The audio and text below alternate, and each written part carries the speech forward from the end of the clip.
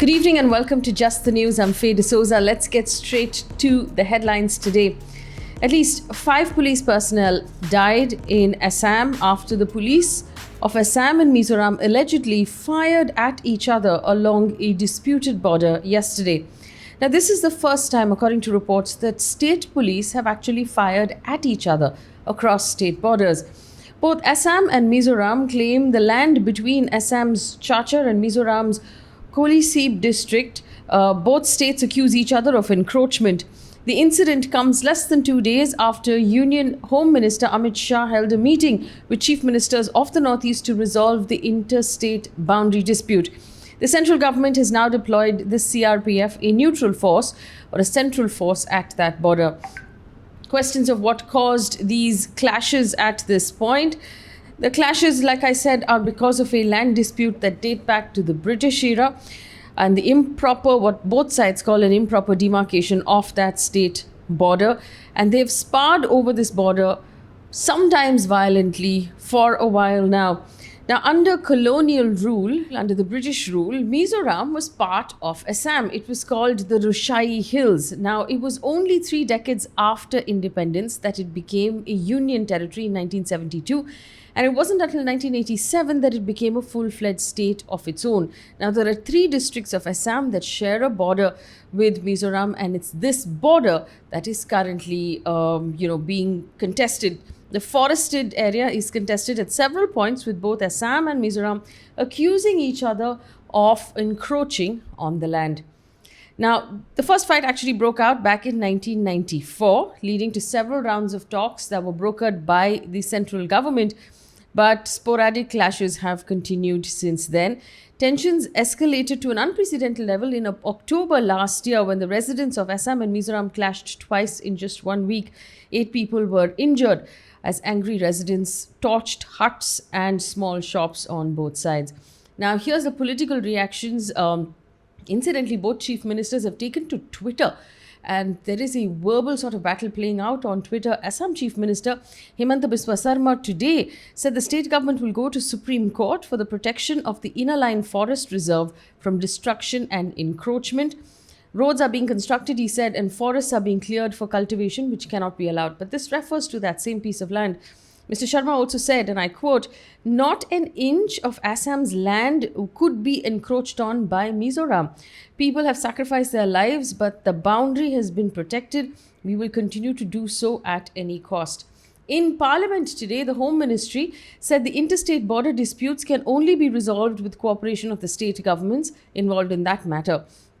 In the approach of the central government, and I'm quoting here a statement by the Home Ministry before Parliament, it said the approach of the central government has consistently been that interstate disputes be resolved with cooperation from state governments concerned, and that the central government only acts as a facilitator for an amicable settlement of a dispute in the spirit of mutual understanding, end quote. But really, this has been an extremely surprising incident that has strung up where basically 2 states are fighting across their borders, their police force firing at each other, which has never happened in the history of our country before. I mean, we've had fights across international borders, but never across state borders in this fashion. We will continue to bring you updates on it. In the meantime, a quick update from Parliament. Prime Minister Modi took a dig at the Congress party today, saying the party is not allowing the monsoon session of Parliament to function. He also asked BJP MPs to expose the party before the public and the media. This morning, Rajya Sabha was adjourned for an hour at about 11:30 after the opposition protests over Pegasus and farm laws continued. This was after a CPM MP and a Congress MP gave suspension of business notices to discuss Pegasus instead. Remember, on Monday, Rajya Sabha was adjourned 5 times, according to ANI. In the meantime, outside of Parliament, Delhi police has responded to the Sessions Court saying Umar Khalid's bail plea has no merit, referring to the UAPA case. Umar Khalid filed a bail application in the UAPA case against him in connection with the Northeast Delhi riots. The additional DCP's reply read, and I quote, "The application filed by the applicant has no merits and would be revealed and demonstrated before this court by reference to the charge sheet filed before the court. As such, the prosecution does not seek to file a detailed reply to the present application." Following the Delhi Police's submission, the additional sessions judge adjourned the hearing of Khalid's bail application until the 7th of August on request of the lawyers. The UIDAI, the Unique Identification Authority of India, has said that fingerprints and eye scans will not be required for making an Aadhaar card for children below the age of 5. The authority has said that biometric is mandatory only after the child turns 5. UIDAI has tweeted, and I quote, "In Aadhaar, fingerprints and iris scans are not captured while enrolling children below the age of 5. Only photograph is taken. Once a child attains the age of 5, biometrics need to be uploaded mandatorily. If a child is below 5 years old, then one of the parents or the guardians will need to authenticate on behalf of the child." And this is important because apparently the fingerprints and the iris scan tends to develop between the ages of 0 and 5, so it might not really be accurate. And on to our COVID update, and we have some good news for you here. India reported 29,689 new COVID cases, 415 deaths. Now, this is the lowest since March this year. And it's the first time in 132 days that we have fallen below 30,000 new cases a day. And that's good news. Active cases have also fallen below 4 lakh for the first time in over 120 days. But there is one piece of extremely worrying news, according to an upload by ANI just recently, and this has only come out and less than a couple of hours ago. Kerala reported 22,129 new cases in the last 24 hours. Remember, we've been tracking it at about 12,000 new cases per day in the last few weeks. It's gone between 12,000 to 13 to 14,000, but 22,000 new cases in one day is a very sharp rise. The positivity rate in the state is about 12.35%, which is very worrying given that in the rest of the country, the positivity rate is below 2%. Several reports now quoting sources have said that the central government has asked state governments and union territories for data on oxygen-related deaths during the second wave. NDTV, specifically quoting sources, has said information will be collated and presented to Parliament before the monsoon session ends on the 13th of August. Now, earlier this month, you'll remember the central government told Parliament that, and I quote, "no deaths occurred due to the lack of oxygen that have been specifically reported by states and union territories." This came under tremendous flack and people were deeply upset by it. That the central government basically said the states had not provided any data. And so because it's only an organization that collects data, it didn't have any data itself. Now, we now understand it's source-based information that they have demanded that data from the state governments. According to a study published by Lancet, total antibody levels start to wane or to come down after full vaccination using Pfizer and AstraZeneca vaccines.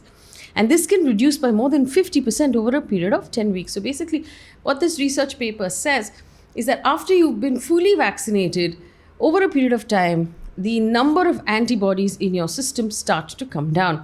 Now, this is research from the University College London in the UK that have noted that antibody levels continue to drop at this rate. There are concerns of protective effects of vaccines will begin to wear off, particularly against new variants. Now, the other thing we must note about this, now because it's been printed in the Lancet, that gives it credibility, but it's also a very small sample size. Now, this is data based on 600 people, which is not a large group, aged 18, and consistent across all groups, age, chronic illness, gender, according to researchers. So that's the information we have so far, that they believe that with both the Pfizer and the AstraZeneca vaccine, after full vaccination, antibodies begin to wane over a period of time. The European Centre for Disease Prevention and the World Health Organization regional office in Europe have warned that the Delta variant of COVID is now the dominant variant across most European countries. The two bodies have recommended measures to roll out faster COVID vaccinations to all eligible groups.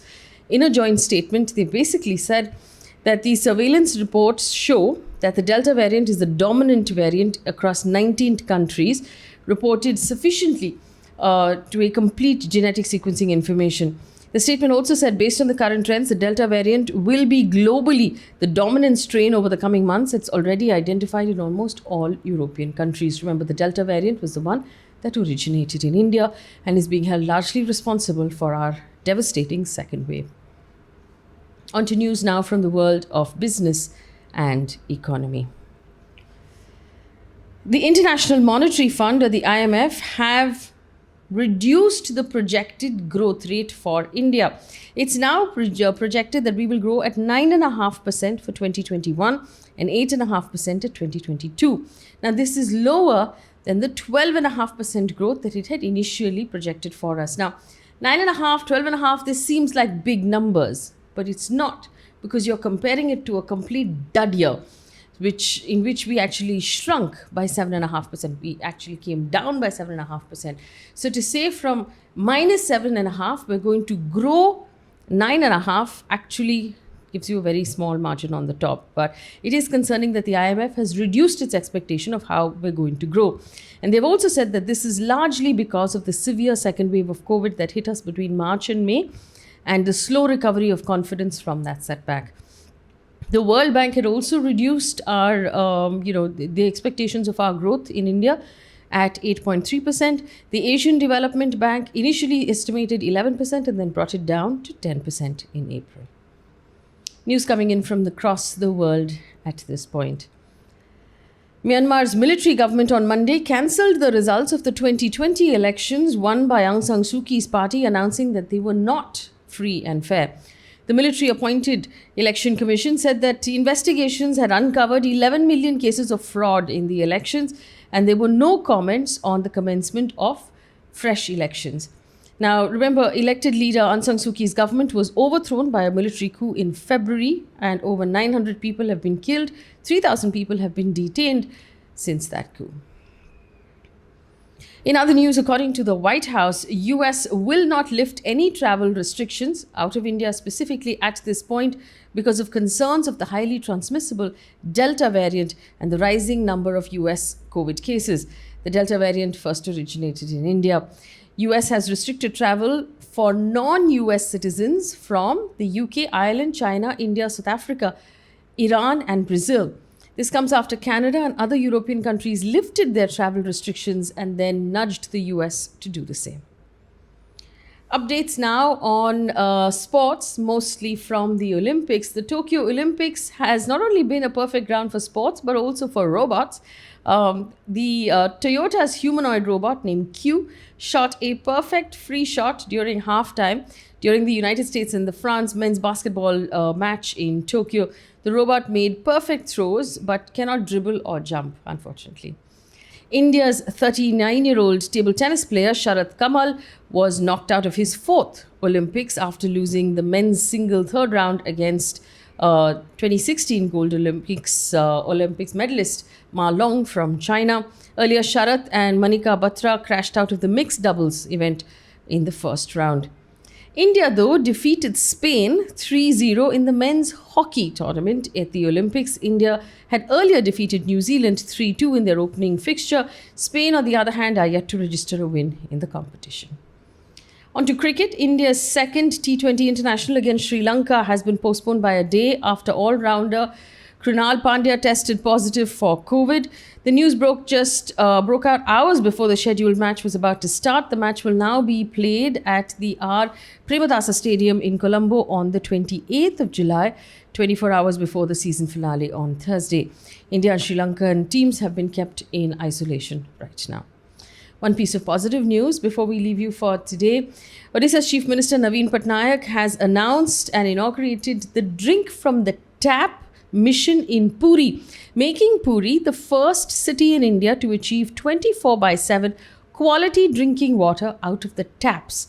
The initiative is to provide water supply adhering to quality standards of IS 10500 and will benefit the 2.5 lakh population and 2 crore tourists who visit the city annually.